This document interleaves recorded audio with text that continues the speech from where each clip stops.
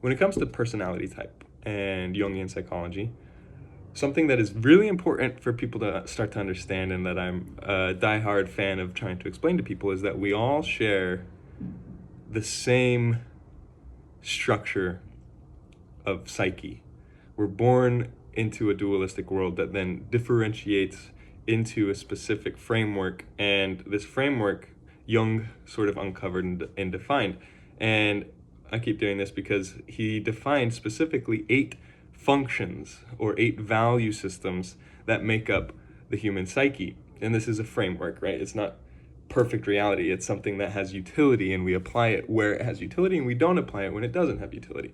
These 8 functions, 4 of them are going to be perceiving functions, how we take in information without casting any judgment on it. And then 4 of them are judging functions, or I like to call them outputs, like inputs and outputs. Judging functions are how we add a judgment value to something that we've perceived. And we're made up of all 8 of these functions, but your personality type is defined by which is your top and second function. These, as we go down, you lose consciousness of your capacity to use them, or of using them at all. So like if you're using this 5th function, you're not going to be conscious of using it. Whereas if you're using this top function, you're going to be very conscious and have a lot of control over it, and purpose and purposefulness around using it.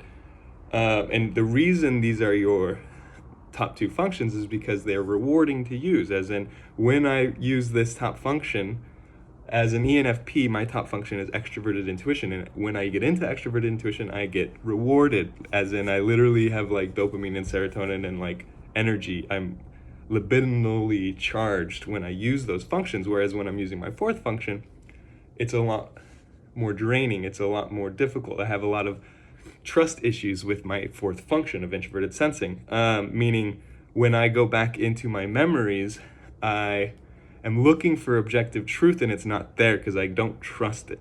And it's because I lack consciousness around it. It's barely differentiated from unconsciousness. You could see this threshold between your top 4 functions and your bottom 4 functions as the threshold of consciousness. These bottom 4 are making up your shadow, things that you are not conscious of.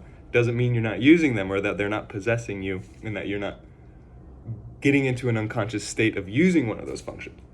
So as we develop our personality, we're leaning in first to our auxiliary function, our second function, because it is going to be of the opposite attitude of our first function. Our first function, if I'm extroverted, my second function will be introverted, and that's where my growth point is, and that's what I need to learn to develop to balance myself.